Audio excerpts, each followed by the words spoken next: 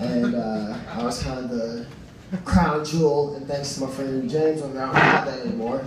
The problem is, he's an actual black comedian. I'm more of a tan guy wearing Columbia and a Crown Royal hat. So.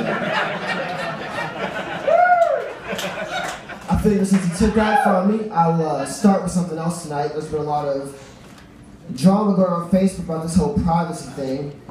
So before I get to my material, I want to make a statement. Better safe than sorry.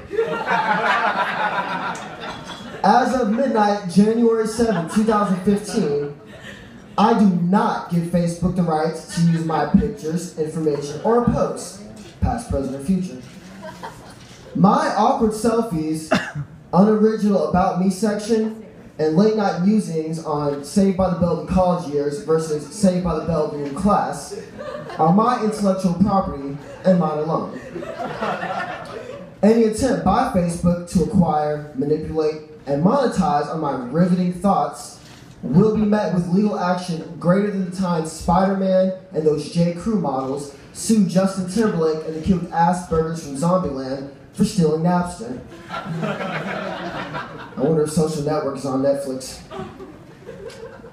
With this statement, I give notice that I am one of the many sheeple terrified that Facebook has any interest in my life and is planning to release information such as the number of Spotify stations I have that are related to Nick Jonas, or how many times I've viewed Melissa's Spring Break 2012 photo album. Note, Facebook has always been a public entity.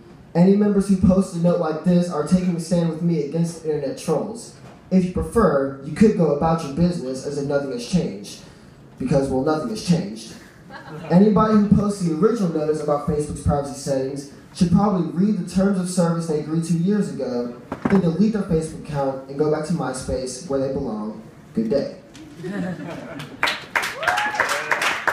Back to your regularly scheduled programming.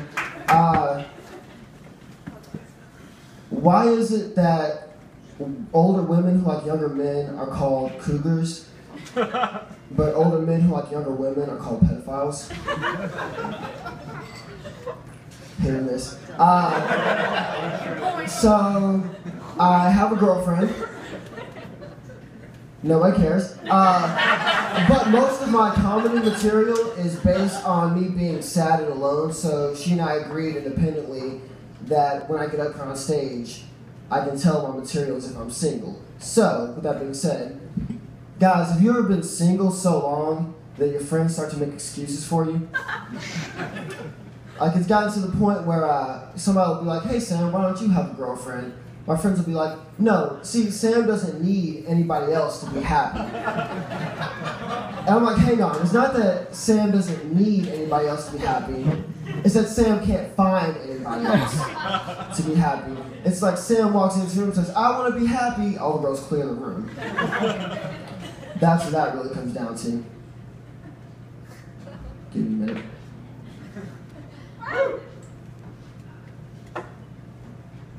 So, Christmas happened recently. That was a thing. How's everybody's Christmas? Woo! Yeah? Okay. It's always been a little bit weird for me. Christmas, the whole Santa Claus thing, I never really had a chance to believe in that because my parents are both completely blind.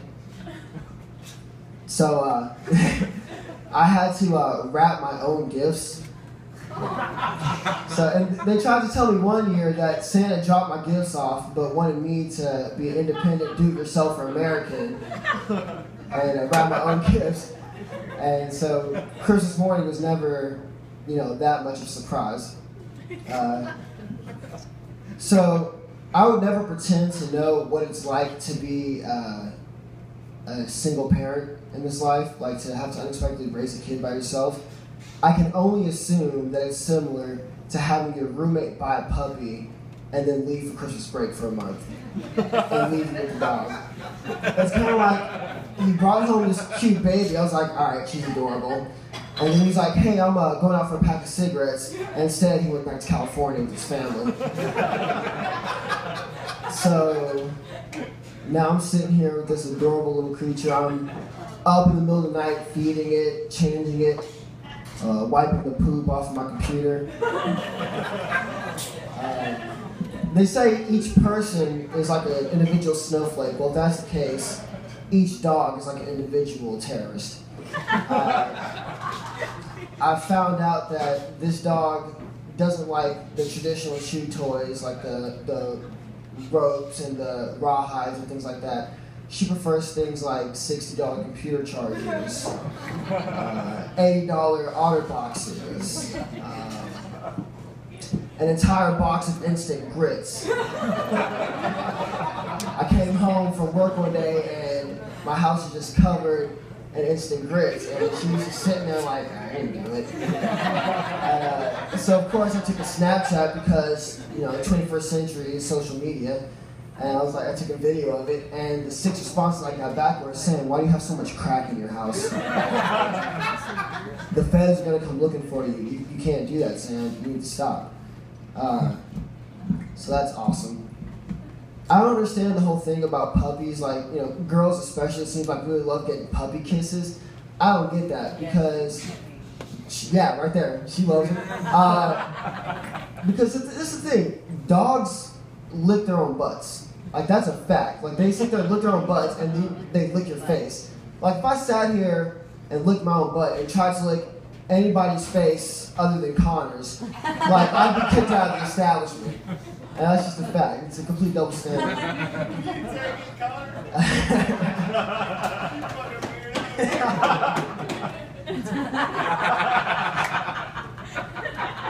There's the old adage that a dog is a man's best friend. That's just not true. Because if my best friends did any of the things that this dog has done to me, I would never speak to him again. Dog isn't man's best friend. Dog is girl that man has been trying to sleep with for 3 years, and so will put up with whatever she does. The dog is like the girl that spends 30 minutes trying to pick on a restaurant, telling her that you can go wherever you want to, and you go through 8 different choices. And then you finally go back to when you know she won. She's like, I don't care. This dog wakes me up at 7 o'clock every morning. I get up, she's pounding on my door, and I have to get up because I found out she's like the SWAT team. She can kick that door in. I closed this door, I locked it, I bolted it. I was sound asleep, sun's just rising. Here, and my door comes flying off the hinges. She comes running in. To me, that means, oh, she's got to go out. So I get up, I grab her leash, I hook it onto her. I say, all right, let's go out. She goes outside, comes right back in. I say, no, let's go out. She goes outside, comes right back in. I say, okay, you want some fresh air? So I take her back in, I pour a bowl of food, I go back to bed, and I wake up and 10 minutes later to the strong and steady flow of her urine hitting my bedroom floor. And that's how I know I'm not ready for children. So we're supposed to get up here and talk about one drunk night. I have many drunk nights. It's hard to pick one. I guess I could tell you all about the night I became a deke. Don't worry, I'll feed you. So this is the night that I got banned from a bar restroom. Not the bar itself. I can still go into the bar, but I can't use the restroom anymore. It was a morning football game on a Saturday, which meant that I started drinking on Friday night. So about 6 p.m. Saturday, we won the game. I'm feeling pretty normal because, you hit that point in your binge drinking marathon that you go through all the levels of drunk and come back to stone cold Tuesday morning sober. You guys don't know Tuesday morning sober, you're all drunks. So we're out at the bars. I won't say which one because it's a fine establishment. I don't want to ruin it for you. And I suffer from this affliction called if I'm sitting, I'm sleeping, which really just means I can't hold my liquor. So I'm sitting on this couch, I'm passed out, and I come to a text message from my friend Andy saying, wake up, you drunk, we gotta go. And I respond, I'm not even a dink. I can only pray and hope that I was supposed to say, I'm not even drunk. because I can't even think of what else my phone might have autocorrected to dink. I wasn't aware of the full extent of what happened this night until the next weekend when we went to the same bar. And I tried to go to the restroom halfway through to relieve myself, and the bar manager stepped in between me and the door and said, "I don't think so, pal." I said, "Wow, what happened?" So I'll tell you what happened. Last weekend, you painted my bathroom wall with amaretto sour. That's what, yeah, ew. That's not what really happened. I puked in the urinal, but it's close enough. So that's my one drunk night. I'm Sam Lyons. You guys have a great evening.